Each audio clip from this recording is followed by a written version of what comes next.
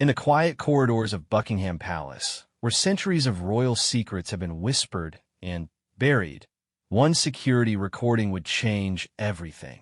What started as routine surveillance footage became the spark that ignited the most intense royal controversy in decades, forcing King Charles III to make decisions that would reshape the very foundation of the British monarchy. The grainy black and white images captured something that was never meant to be seen. Something so shocking that when it reached the king's private study at 3:47 a.m. on a cold Tuesday morning, his immediate reaction was not anger, but complete and utter silence. The man who had waited 74 years to wear the crown now faced a choice that could either secure his legacy forever or destroy it completely. This is the true story of how a single security recording exposed truths that had been hidden for generations, and how one king's response would prove that sometimes the most powerful weapon against scandal is not denial, but brutal honesty. The autumn rain drummed against the tall windows of Windsor Castle as Chief Security Officer Marcus Bennett made his final rounds of the evening. It was October 15th, 2024, and the castle had settled into its usual nighttime quiet. The king had retired to his private quarters 2 hours earlier, and the last of the staff had finished their duties. Bennett, a former Scotland Yard detective with 23 years of experience, took pride in maintaining the highest security standards for the royal family. As he walked through the control room, something caught his eye on monitor 7. The timestamp read 11:47 p.m., and the camera was focused on the East Wing corridor, a section of the castle rarely visited after hours. What he saw made him stop dead in his tracks. A figure was moving through the shadows, but this wasn't a staff member or anyone who should have been in that area at that time. Bennett leaned closer to the screen, adjusting the brightness and contrast. The figure appeared to be carrying something, moving with purpose rather than wandering aimlessly. This was clearly someone who knew exactly where they were going. His training kicked in immediately. He rewound the footage and began to trace the person's movements from the beginning. The security cameras had captured the figure entering through a side entrance at 11:23 p.m. They moved through several corridors with confidence, avoiding the main pathways where they might encounter night staff. Bennett's stomach tightened as he realized this person had intimate knowledge of the castle's layout and security patterns. This wasn't a random intruder. This was someone with inside access. As he continued watching, the figure stopped outside a particular door in the East Wing. Bennett knew that door well. It led to the private archive room where historical documents and personal family items were stored. Items that were never meant for public eyes. The figure produced what appeared to be a key and unlocked the door without any struggle. Bennett immediately called his deputy, Sarah Mitchell, who arrived within minutes. Together, they watched as the figure spent nearly 30 minutes inside the archive room. When they emerged, they were no longer carrying the item they had brought in, but they appear to be carrying something else, several documents or files based on the shape. "We need to check that room immediately," Bennett told Mitchell. But first, he wanted to see if the cameras had captured the person's face. They followed the figure's exit route through the footage, hoping for a clear shot. What they found was worse than anything Bennett could have imagined. At 12:18 a.m., just before exiting through the same side door, the figure passed directly under a hallway light. For just 3 seconds, their face was clearly visible. Bennett felt his blood run cold. He recognized the person immediately. It was someone who had unrestricted access to the castle, someone trusted implicitly by the royal family, someone whose betrayal would send shockwaves through the very foundations of the monarchy. The person in the recording was Lady Catherine Pemberton, the king's longtime private secretary and one of his most trusted advisors. She had served the royal household for over 15 years, first under Queen Elizabeth II and then continuing under King Charles. She had access to the most sensitive information, participated in private family discussions, and was privy to state secrets that could topple governments. Bennett and Mitchell exchanged grave looks. They both understood the implications immediately. If Lady Catherine was stealing documents from the private archives, the reasons could only be devastating. Was she selling state secrets? Was she planning to publish private family information? Had she been compromised by foreign agents or tabloid journalists? We need to secure that archive room right now, Mitchell said, her voice barely above a whisper. They made their way through the castle's corridors, their footsteps echoing in the silence. When they reached the archive room, Bennett used his master key to enter. Inside, they found chaos. Filing cabinets had been opened, and documents were scattered across several tables. It was clear that someone had been searching for specific items, and they had found what they were looking for. Bennett began checking the inventory logs, trying to determine what was missing. The archive contained thousands of documents dating back generations. Personal letters, financial records, diplomatic correspondence, and family photographs that had never been released to the public. Some of these materials were so sensitive that their exposure could cause international incidents or destroy carefully maintained relationships with other royal families. As they searched through the disturbed files, Mitchell made a discovery that made both of them freeze. In one of the filing cabinets, she found a folder that should have contained correspondence between King Charles and several world leaders from his time as Prince of Wales. The folder was completely empty. These letters contained discussions about upcoming policy changes, personal opinions about other heads of state, and strategic plans that haven't been announced yet, Bennett said, his voice heavy with the weight of realization. If these fall into the wrong hands. But that wasn't the worst discovery.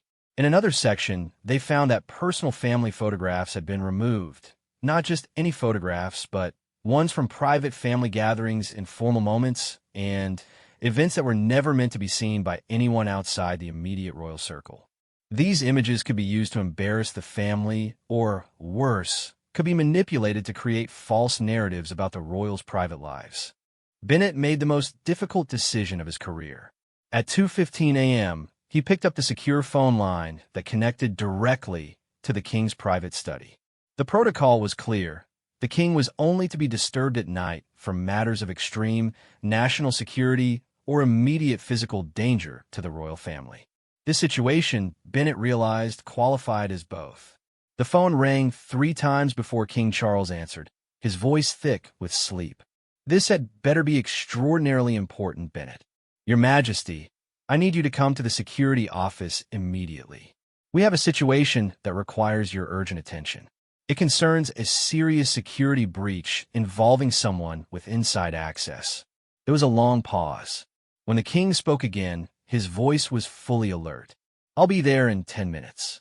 King Charles arrived at the security office wearing a simple robe over his pajamas, his hair disheveled but his eyes sharp and focused. Bennett had known the king for 8 years and had never seen him look so serious. Without saying a word, Charles sat down in front of the monitor as Bennett began playing the security footage. The king watched in complete silence as the recording showed Lady Catherine entering the castle, moving through the corridors, and accessing the private archive. When her face became clearly visible under the hallway light, Charles closed his eyes for a moment and took a deep breath. "Show me what was taken," he said quietly. Bennett and Mitchell led him to the archive room, where they explained what they had discovered. As Charles looked at the empty folders and disturbed files, his expression grew darker.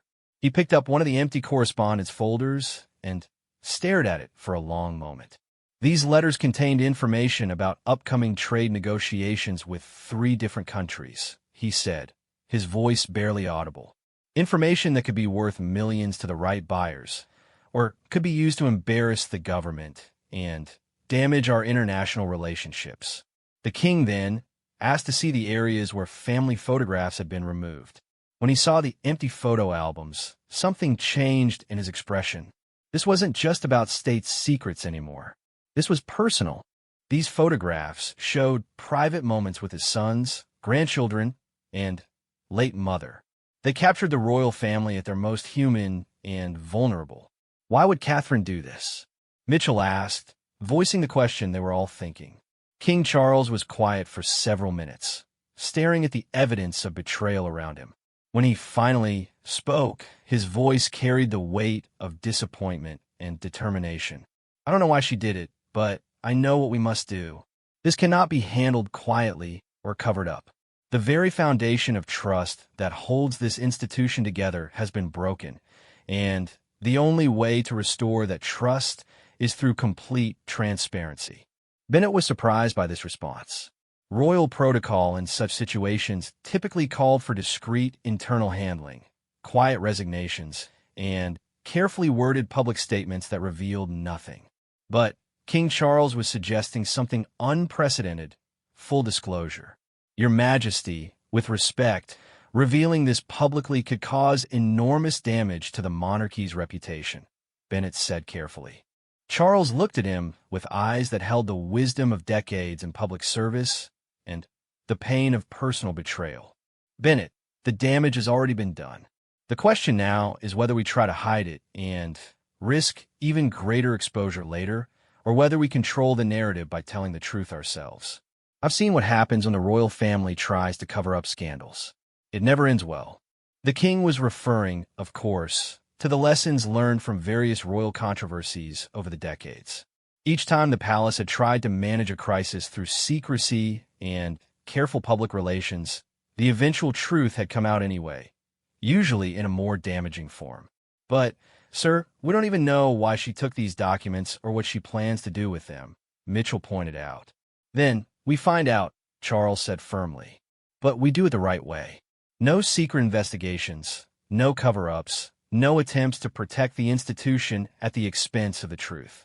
If we've learned anything from the past, it's that transparency, however painful, is always better than deception.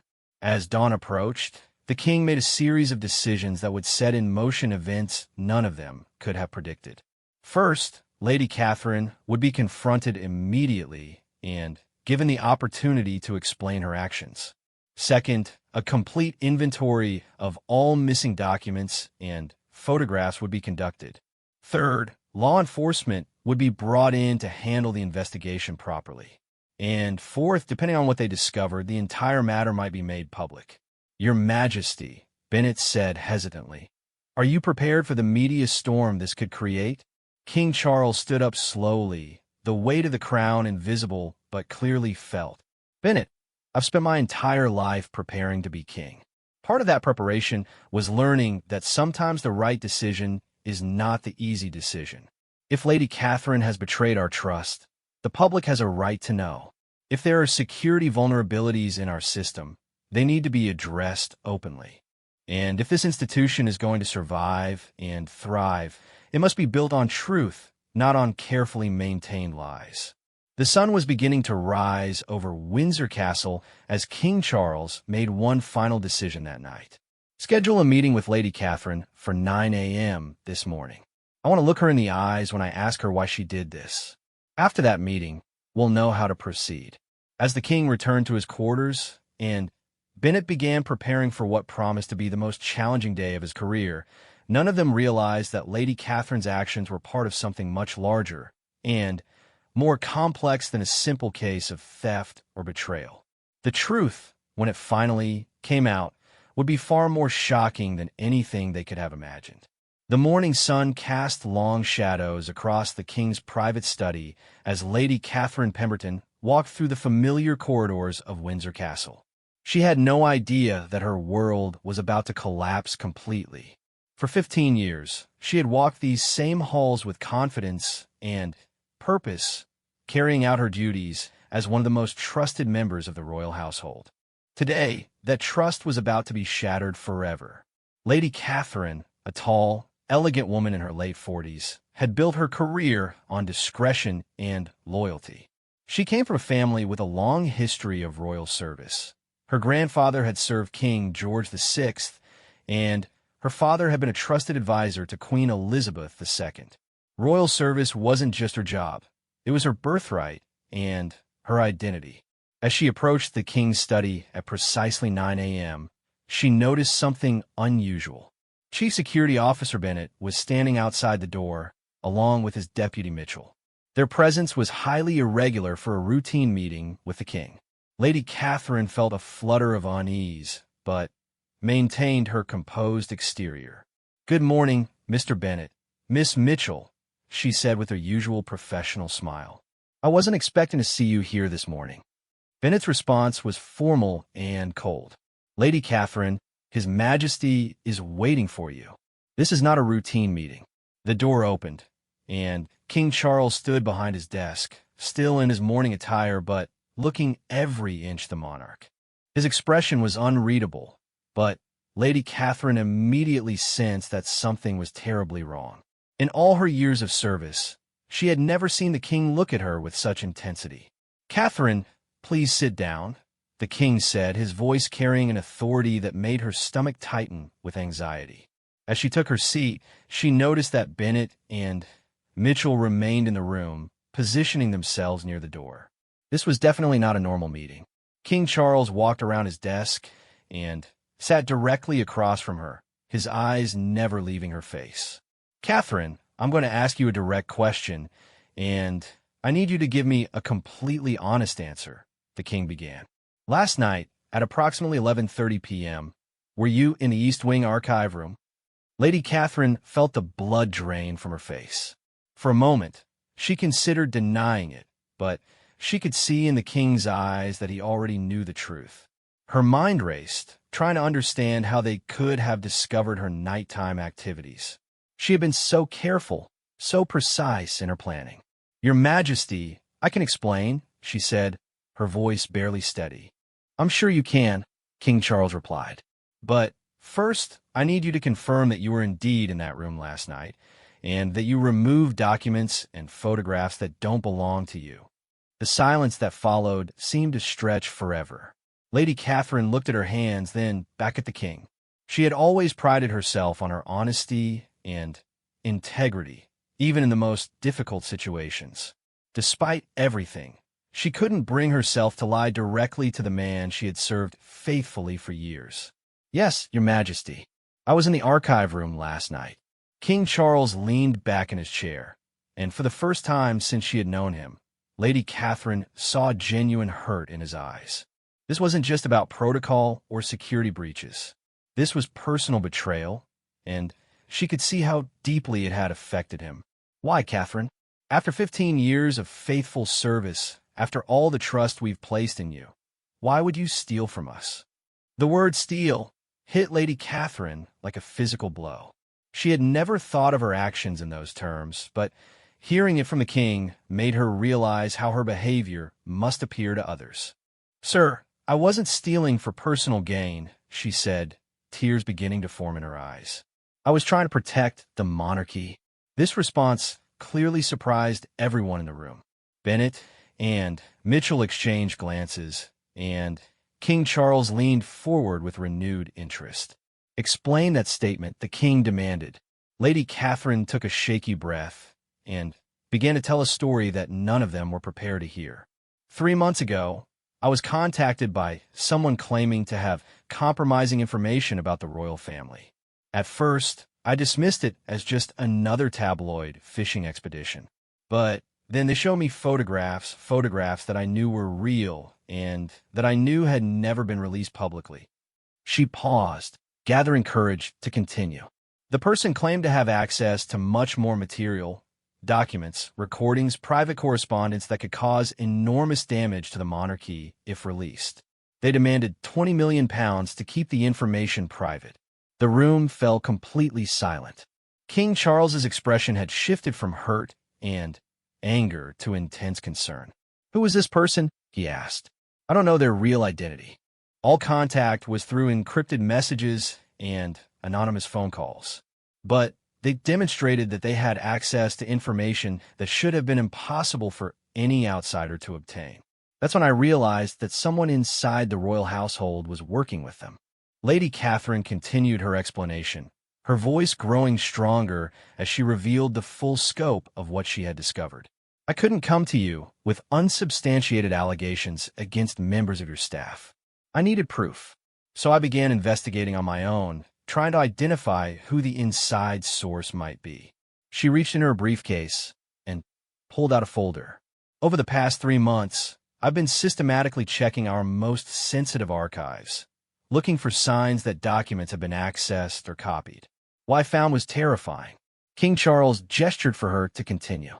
Someone with high-level access has been systematically photographing documents and stealing items from our archives for at least 2 years, possibly longer.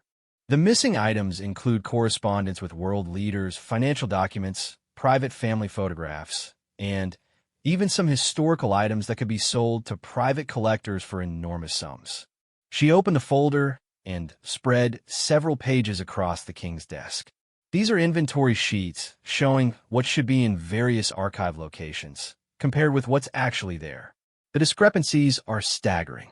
Bennett stepped forward to examine the documents. As a security professional, he immediately understood the implications. You're saying that someone has been running a systematic theft operation from inside the castle. Not just theft, Lady Catherine replied. Industrial espionage. Some of the missing documents contain information that could affect stock markets, international trade negotiations, and diplomatic relationships. Someone could make millions by selling this information to the right buyers. King Charles studied the inventory sheets with growing alarm. Catherine, if you suspected this was happening, why didn't you come to me immediately? Because I suspected that whoever was doing this had to be someone very close to you, someone with unrestricted access to all areas of the castle. I couldn't risk alerting them before I had solid evidence. And I couldn't risk making accusations against loyal staff members without proof. She pulled out another set of documents. Last night, I was placing hidden cameras in the archive areas, trying to catch the real thief in the act. I also took samples of the remaining documents so I could compare them with what the blackmailer showed me, to confirm that they came from our archives. The revelation hit everyone in the room like a thunderbolt. Lady Catherine hadn't been stealing from the royal family. She had been trying to protect them from a much larger conspiracy. Do you still have the documents you removed last night? Bennett asked. Lady Catherine nodded and pulled out several carefully wrapped items from her briefcase. I have everything right here. I was planning to return them today after photographing them for comparison purposes. King Charles examined the returned items, his mind clearly racing to process this new information. Catherine, you said the blackmailer contacted you 3 months ago. Have they made any further demands since then? Yes, sir. The deadline for payment is next week. They've threatened to begin releasing information to the media if the money isn't transferred to an offshore account by October 25th. The king stood up and began pacing behind his desk. This changes everything. We're not dealing with a single act of betrayal. We're dealing with a sophisticated criminal operation that has been targeting the royal family for years. Bennett spoke up. Your Majesty, we need to bring in the police immediately. This is far beyond what our internal security can handle. But Lady Catherine held up her hand. There's more you need to know before we involve law enforcement. She reached into her briefcase one final time and pulled out a small electronic device. 2 days ago, I received this in the mail with a note saying I should listen to it if I wanted to know the truth about who was behind the thefts. She placed the device on the king's desk. It's an audio recording of a phone conversation. The voice is electronically disguised, but the content is very specific about which documents have been taken and why. King Charles looked at the device with apprehension. Play it. Lady Catherine pressed the play button, and a mechanically altered voice filled the room. The operation has been more successful than we anticipated. The financial documents from 2019 sold for $2.3 million to the Swiss buyers. The diplomatic correspondence about the trade negotiations brought in another $1.8 million from the Chinese contacts. But the real money is in the personal material, the family photographs, and private letters. The tabloids will pay anything for that kind of content. A second voice, also electronically disguised, responded. What about the insider? Are they getting suspicious? No, they're completely unaware. They think they're just providing access for routine maintenance and cleaning. They have no idea we've been copying everything during their shifts. The beauty of this operation is that our inside source doesn't even know they're helping us. The recording continued for several more minutes, detailing specific documents that have been stolen, amounts paid by various buyers, and plans for future thefts. When it ended, the room was completely silent. King Charles was the first to speak. This recording suggests that whoever is helping them doesn't know they're part of the operation. That's what I thought too, Lady Catherine said. Which means we're looking for someone who has been manipulated or deceived, not necessarily someone who is deliberately betraying the royal family. Bennett was studying his notes. The recording mentions thefts during maintenance and cleaning shifts. That suggests someone who works night schedules or has access during off hours. The king sat back down, his expression thoughtful. Catherine, I owe you an enormous apology. When I saw you on that security footage, I assumed the worst. I should have known that someone with your loyalty and integrity would never betray this family. Lady Catherine smiled for the first time since entering the room. Your Majesty, I don't blame you for your suspicions. Under the circumstances, my behavior looked extremely suspicious. But I hope you understand why I felt I had to investigate this on my own. I understand, but I wish you had trusted me enough to bring me into your investigation sooner. We could have worked together to solve this problem. I was planning to come to you today with everything I had discovered. I just wanted to have one more piece of evidence, something that would definitively identify the person who has been used to provide access. King Charles stood up again, his demeanor now completely transformed from anger to determination. Well then, let's find that evidence together. Bennett, I want you to coordinate with Lady Catherine to review every aspect of this investigation. I want to know who has been stealing from us, who has been buying our secrets, and how we can stop them. He paused and looked directly at Lady Catherine. And Catherine, from now on, if you suspect any threat to this family or this institution, you come to me immediately. We face these challenges together, not alone. As the meeting concluded, everyone in the room understood that they were dealing with something far more complex and dangerous than they had initially realized. The security breach wasn't just about stolen documents. It was about a sophisticated criminal network that had been exploiting the royal family for financial gain. But they also realized something else. Lady Catherine's investigation had provided them with their first real opportunity to identify and stop the people responsible. The challenge now would be to catch the criminals without alerting them to the fact that their operation had been discovered. The secure conference room in the basement of Windsor Castle had been transformed into an investigation headquarters. Maps, photographs, documents, and computer screens covered every available surface. It had been 48 hours since Lady Catherine's shocking revelations, and King Charles had assembled a small, trusted team to get to the bottom of what was turning out to be the most serious security breach in modern royal history. Detective Chief Inspector Sarah Morrison from Scotland Yard Special Branch sat at the head of the long table, reviewing the evidence that Lady Catherine had gathered over 3 months of secret investigation. Morrison, a seasoned investigator with 15 years of experience in high-profile cases, had been personally selected by the king to lead the official investigation. Her reputation for discretion and thoroughness made her the perfect choice for such a sensitive matter. Your Majesty, Morrison said, looking up from a stack of documents, what Lady Catherine has uncovered here represents one of the most sophisticated theft and espionage operations I've ever seen. We're not dealing with opportunistic criminals. This is a highly organized group with significant resources and inside knowledge. King Charles, who had barely slept since the crisis began, leaned forward in his chair. What have you been able to determine about their methods? Morrison pulled out a detailed timeline that her team had constructed. Based on the evidence, this operation began approximately 3 years ago, shortly after the Queen's death and your accession to the throne. The timing was no coincidence. They knew that the transition period would create opportunities as security protocols were adjusted and staff assignments changed. She pointed to several entries on the timeline. The thefts followed a very specific pattern. They occurred primarily on Tuesday and Thursday nights, always between 11 p.m. and 3 a.m., and always during shifts when certain staff members were on duty. This suggests that the inside source, whether willing or unwitting, works a specific schedule. Bennett, who had been reviewing security footage from the past several months, added his findings. We've identified at least 17 instances where someone accessed restricted areas during these time frames. The problem is that our cameras are motion activated, and whoever is doing this knows exactly where the blind spots are. Lady Catherine, who had been working closely with the investigation team, spread out a detailed floor plan of the castle. I've been thinking about this for weeks. For someone to know our security patterns so precisely, they would need access to our internal security briefings, shift schedules, and camera placement diagrams. How many people have that level of access?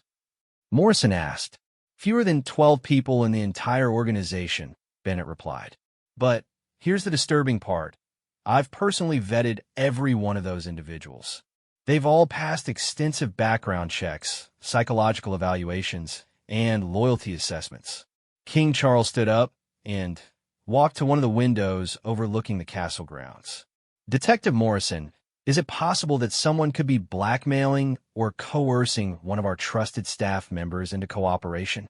Absolutely, Morrison replied. In fact, based on the audio recording that Lady Catherine obtained, that seems to be exactly what's happening. The criminals referenced an inside source who doesn't know they're part of the operation. That suggests someone is being manipulated without understanding the consequences of their actions. She pulled out her laptop and opened a detailed analysis. We've been examining the specific documents and items that were stolen, looking for patterns that might tell us something about the person who had access to them. What we found is very revealing. The screen showed a comprehensive list of all the missing items, organized by location and security level. Notice that the stolen items come from 7 different secure areas within the castle, but they all share one common characteristic. They're all areas that are accessed during routine maintenance and cleaning operations. Lady Catherine studied the list carefully. That makes sense. Maintenance staff have universal access keys and are often working alone in these areas during night shifts. But here's what's interesting, Morrison continued. The pattern of thefts corresponds exactly with the maintenance schedule for climate control systems. Every area that was hit had climate control work performed within 48 hours of the theft. Bennett felt a sick realization forming in his stomach. The climate control maintenance is handled by Hartley Technical Systems. They've been our primary contractor for 8 years. Their staff have unrestricted access to every area of the castle, and they work exclusively during night shifts to avoid disrupting daily operations, Lady Catherine added. King Charles turned back to the group. Are you suggesting that someone from our maintenance contractor is involved in this? Morrison nodded grimly. We think someone has been exploiting their access, possibly without the knowledge of the legitimate maintenance worker. Here's what we believe is happening. The criminals have somehow gained access to Hartley Technical's work schedules and security protocols. They're either impersonating legitimate maintenance workers or they've compromised someone on the maintenance team. She clicked to another screen showing financial records. We've also been tracking the money trail. The audio recording mentioned specific amounts paid for stolen documents. $2.3 million for financial records, $1.8 million for diplomatic correspondence. Those are not random numbers. What do you mean? The king asked. We ran those figures through international banking databases, looking for corresponding transactions in offshore accounts.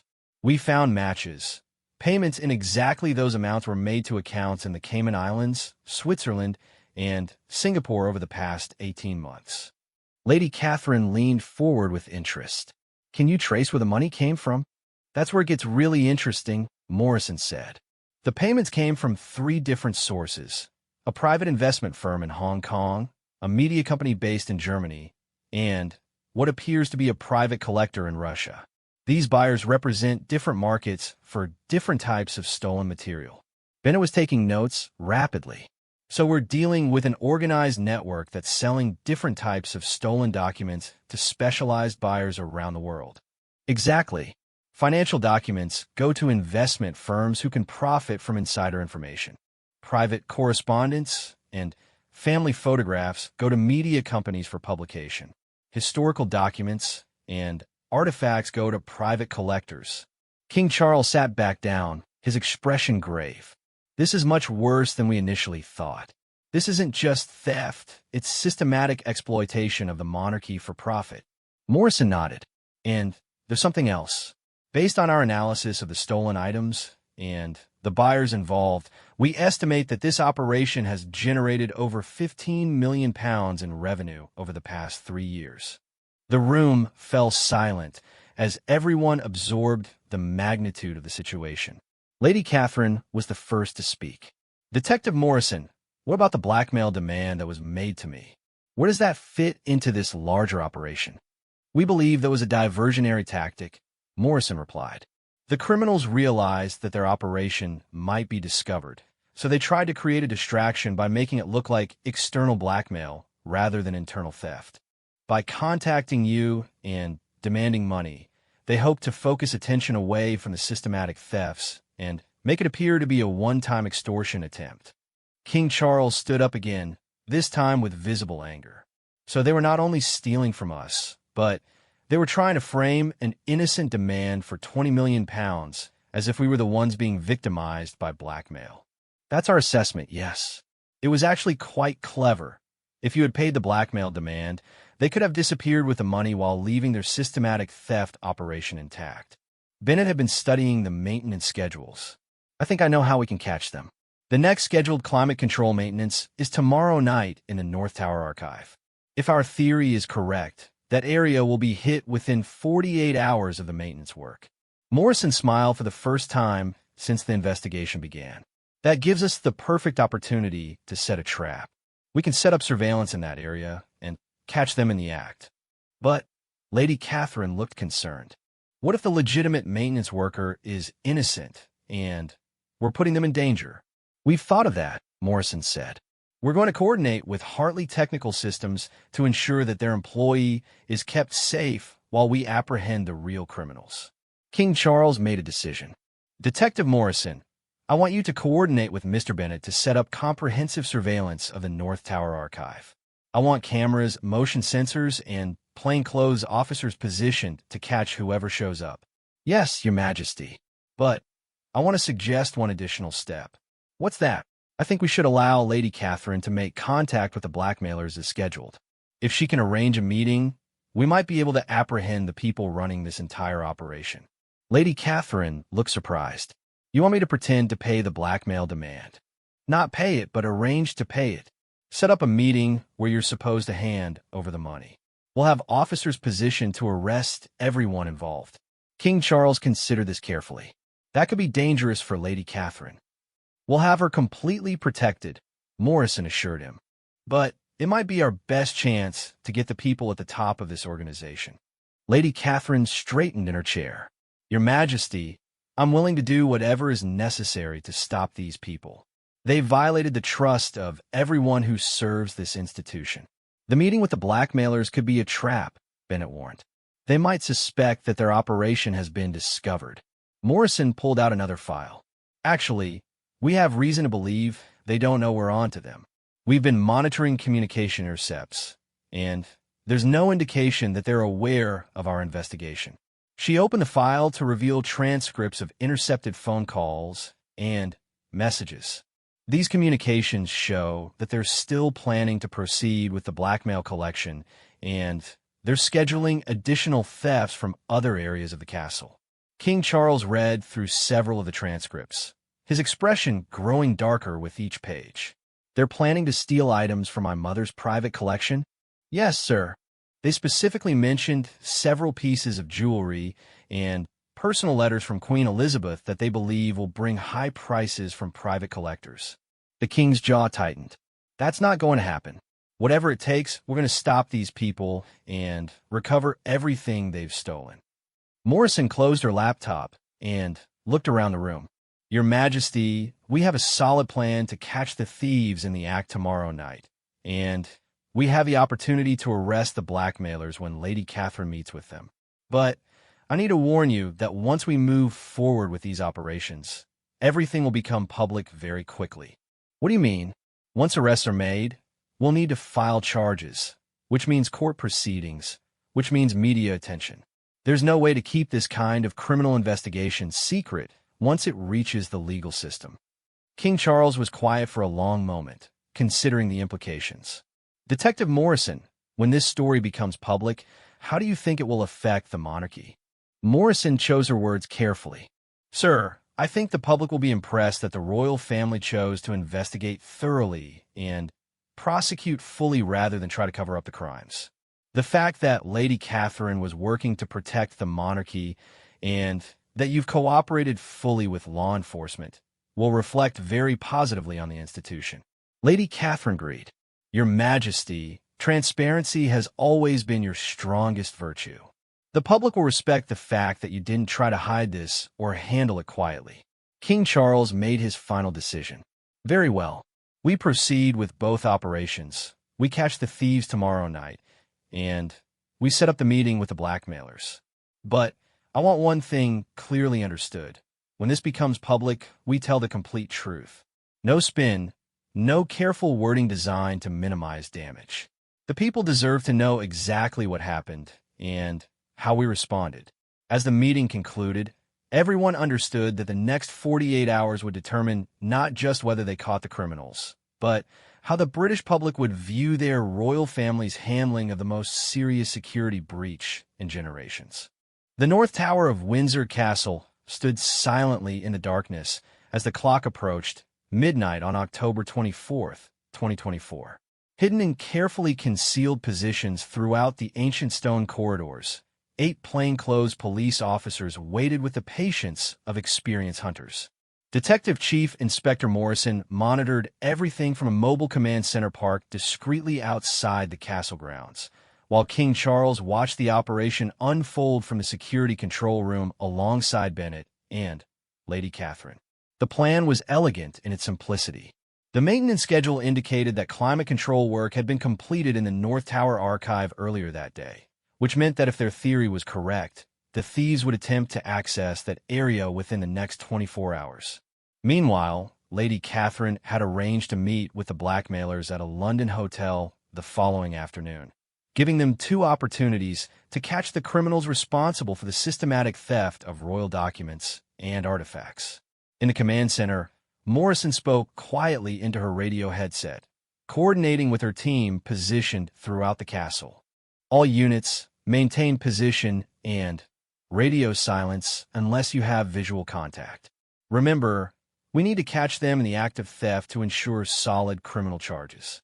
Back in the security control room, King Charles watched the monitors showing various angles of the North Tower corridors with intense concentration. The past week had been the most stressful of his reign, as the full scope of the criminal operation became clear. The thieves had stolen millions of pounds worth of documents, artifacts, and sensitive information, but more than the financial loss, the king felt the deep personal violation of having his family's most private moments exposed and sold to the highest bidders. Your Majesty, Bennett said quietly, are you certain you want to be here for this? If something goes wrong, I need to be here, Bennett. This is my responsibility.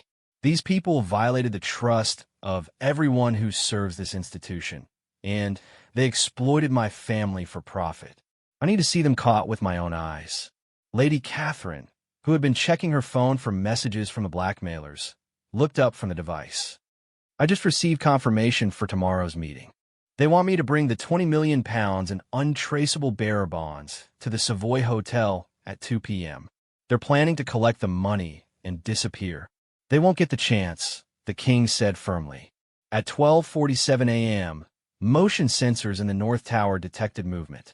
Morrison's voice came through the radio with controlled excitement. We have activity in Sector 7. All units, prepare for visual confirmation. On the monitors in the security control room, they could see a figure moving through the shadows of the North Tower corridor. The person was dressed in dark clothing and moved with the same confident knowledge of the castle layout that they had observed in previous security footage. Bennett adjusted the camera controls to get a better view. They're heading directly for the archive room, just as predicted. The figure stopped outside the archive room door and produced what appeared to be a key. Within seconds, they had unlocked the door and disappeared inside. Morrison's voice came through the radio again. Target is inside the archive room. All units, maintain position until we have evidence of theft in progress. Inside the archive room, hidden cameras captured everything as the intruder began systematically searching through filing cabinets and document storage areas. They clearly knew exactly what they were looking for, moving directly to specific locations without wasting time on random searching. King Charles leaned forward as he watched the theft unfold on the monitor. They're going straight for the historical document section. Those files contain original correspondence from the 18th and 19th centuries that could be worth hundreds of thousands of pounds to private collectors. The thief began removing documents from their protective storage containers and placing them in a specially designed carrying case. They worked quickly but methodically, clearly experienced in this type of operation. "We've seen enough," Morrison announced through the radio. "All units, move in now. Apprehend the suspect." The coordinated arrest unfolded with military precision.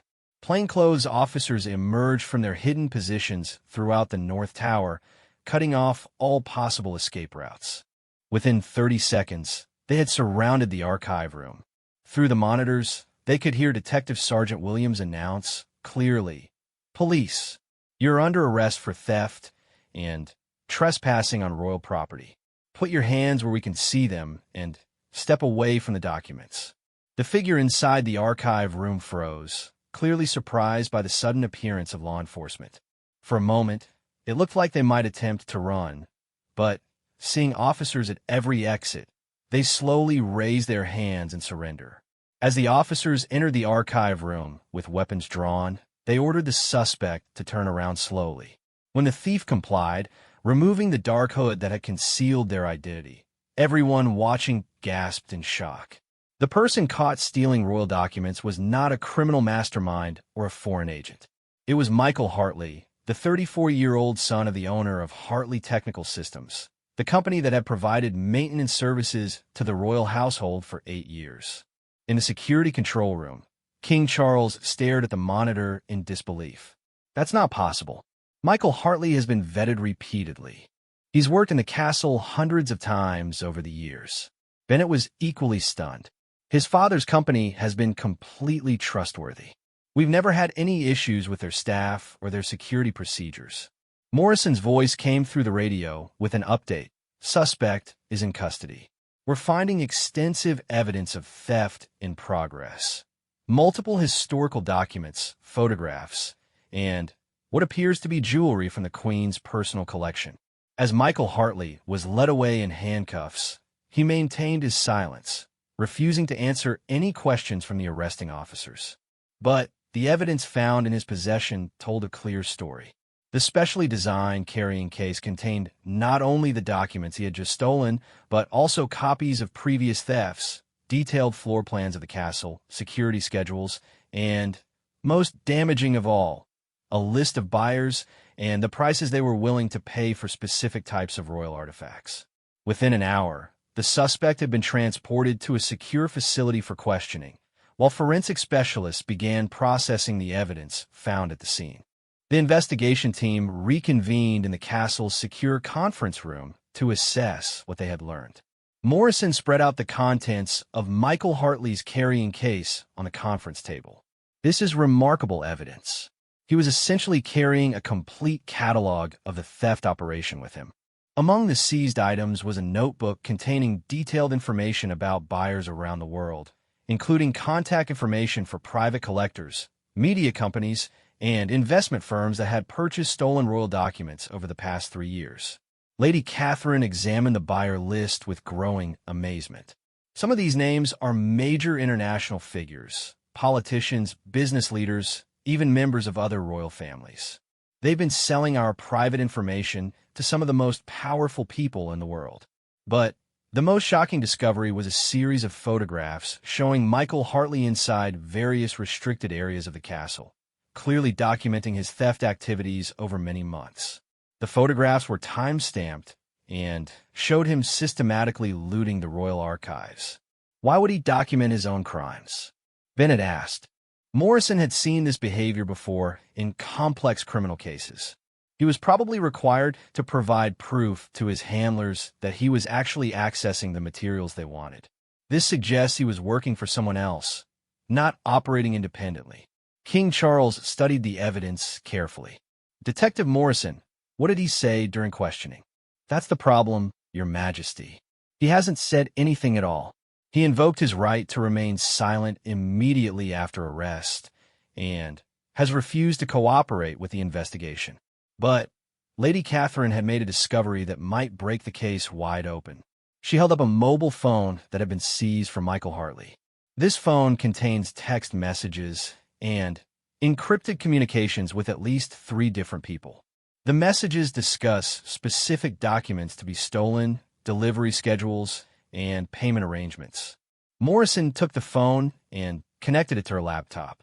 Our technical team can decrypt these messages and trace the communications back to their sources. This could give us the entire criminal network. As they worked through the evidence, a clearer picture began to emerge of how the operation functioned. Michael Hartley had been using his legitimate access as a maintenance worker to systematically loot the royal archives over a period of nearly 3 years. He worked with a network of buyers who had specific requests for particular types of documents and artifacts. But the investigation revealed something even more disturbing. The notebook contained planning documents for future thefts, including detailed plans to access the king's private study and steal personal correspondence with world leaders that could affect international relations. They were planning to steal active diplomatic correspondence, Morrison explained to King Charles. This goes beyond theft for profit.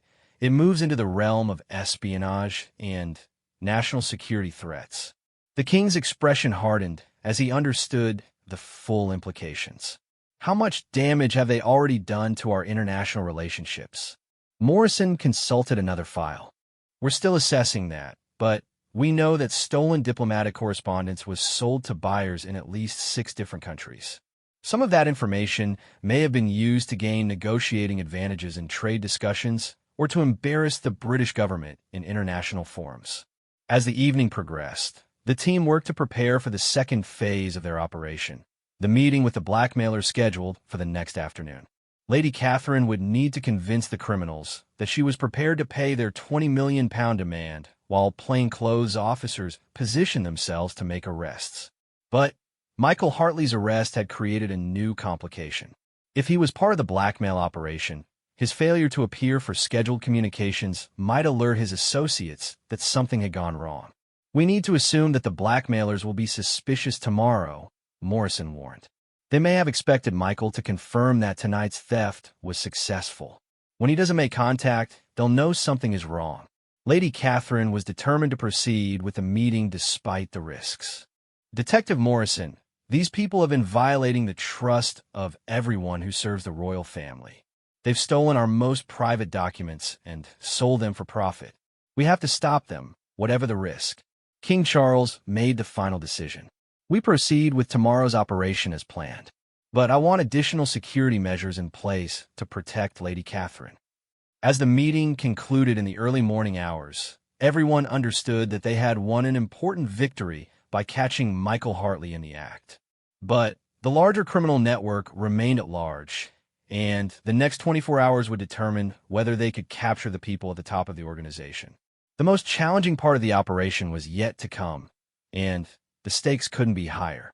If they succeeded in catching the blackmailers, they could shut down the entire criminal network and recover millions of pounds worth of stolen royal artifacts.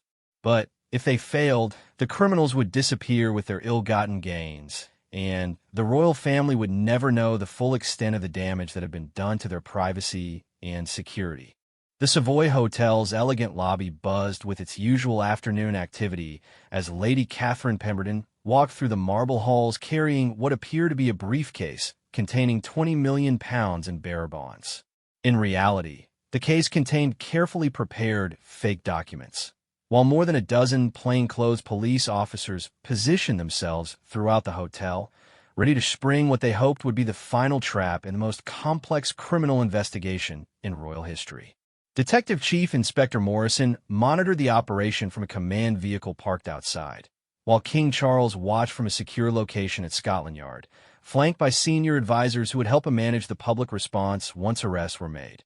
The events of the past week had transformed from a simple security breach into an international scandal that would require the most careful handling of his entire reign.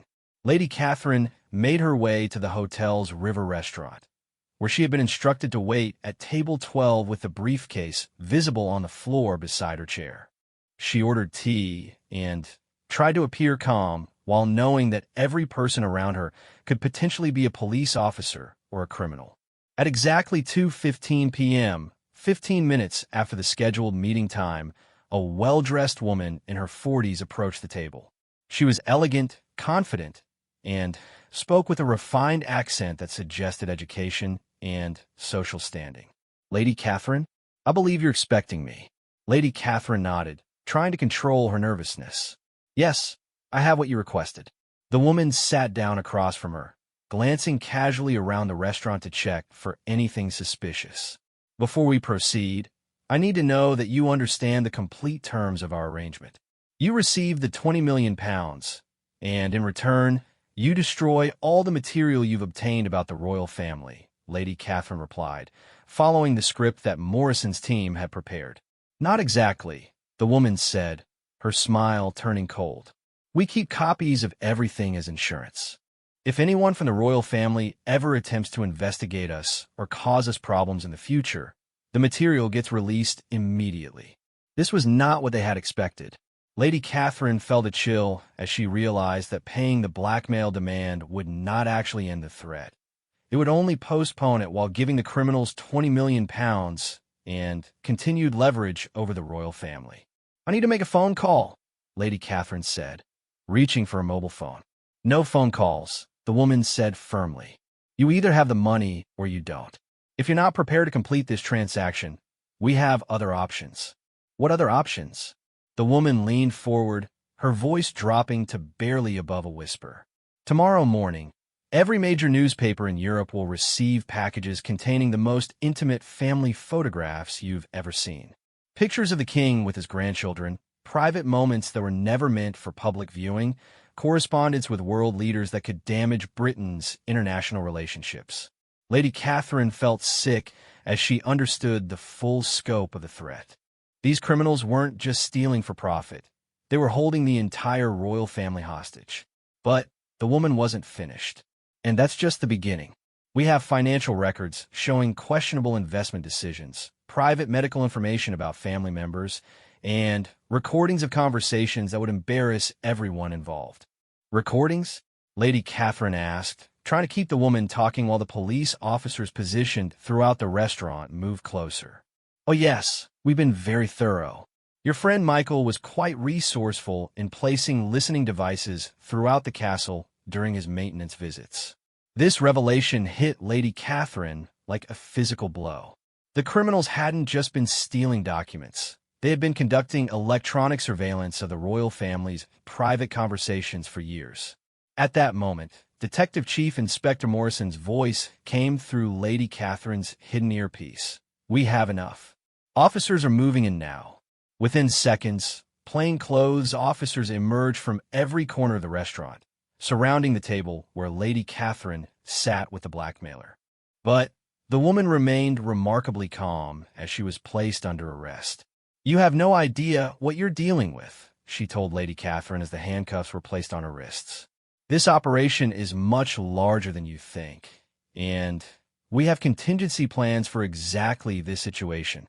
As she was led away, she called out loudly enough for everyone in the restaurant to hear. "The royal family's secrets will be published within 24 hours regardless of what happens to me." The arrest caused a sensation in the hotel, with guests and staff gathering to watch as police officers secured the scene. Within minutes, news photographers and reporters began arriving, having been alerted by the commotion. Morrison quickly moved Lady Catherine to a secure location while her team processed the evidence found in the blackmailer's possession. The woman, who identified herself as Dr. Elena Volkov, a former Russian intelligence officer turned private contractor, carried detailed plans for releasing stolen royal material to media outlets around the world if the blackmail payment was not made. But the most shocking discovery came when police searched Dr. Volkov's hotel room. They found evidence of a sophisticated international network involving buyers in 12 different countries, including government officials, media moguls, and private collectors who had been purchasing stolen royal documents for years. The scope of the operation was staggering. Financial records found in the room showed that the criminal network had generated over £30 million from the sale of stolen royal materials since the operation began. They had customers ranging from tabloid newspapers to foreign intelligence services to wealthy individuals who collected royal memorabilia. As the arrests were being processed, King Charles made the most important decision of his reign. Rather than attempt to minimize the scandal or manage the public relations fallout, he chose complete transparency. Within hours of the arrests, he called a press conference at Buckingham Palace to address the nation directly. The king stood before a packed room of journalists and television cameras, looking every inch the monarch despite the extraordinary circumstances. His opening words set the tone for everything that followed. "My fellow citizens, I stand before you today to address a serious criminal conspiracy that has targeted the royal family and, by extension, our nation's security and dignity. Rather than attempt to minimize this situation or manage it through careful public relations, I believe you deserve to know the complete truth about what has happened and how we have responded." For the next 30 minutes, King Charles provided a comprehensive account of the entire investigation, from the initial discovery of the security breach to the arrest that had taken place that afternoon. He held nothing back, explaining how criminals had systematically looted royal archives, sold state secrets, conducted electronic surveillance, and attempted to blackmail the royal family. "I want to be absolutely clear about something," the king said, looking directly into the cameras. "We could have handled this matter quietly, through internal security measures and discreet legal proceedings. We could have attempted to recover the stolen materials and prosecute the criminals without public disclosure. But I believe that transparency is always preferable to secrecy, especially when dealing with matters that affect public trust in our institutions." He then did something unprecedented in royal history. He publicly thanked Lady Catherine Pemberton for her courage in investigating the criminal operation, acknowledging that her actions had prevented far greater damage to the monarchy and the nation. Lady Catherine placed herself at personal risk to protect not just the royal family, but the integrity of our diplomatic relationships and national security.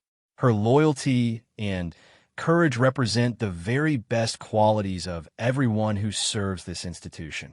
The king's response to the scandal had an immediate and profound impact on public opinion. Rather than viewing the royal family as victims of embarrassing exposure, the British public saw them as having responded to criminal activity with courage, transparency, and integrity. Editorial writers praised the king's decision to reveal the full truth rather than attempt to cover up. International media coverage focused on the sophisticated nature of the criminal operation rather than on embarrassing details about the royal family. Most importantly, the public's trust in the monarchy actually increased rather than decreased as a result of the scandal. In the days that followed, the investigation continued to expand as authorities in multiple countries worked together to dismantle the international network of buyers and sellers involved in the operation. Michael Hartley and Dr. Elena Volkov both eventually cooperated with investigators, providing information that led to dozens of additional arrests around the world. The recovered documents and artifacts were returned to the royal archives, but the electronic surveillance equipment found throughout the castle revealed the true extent of the violation. The criminals had been recording private family conversations, monitoring personal communications, and gathering intelligence that went far beyond simple theft for profit. King Charles's response to this discovery was characteristically direct.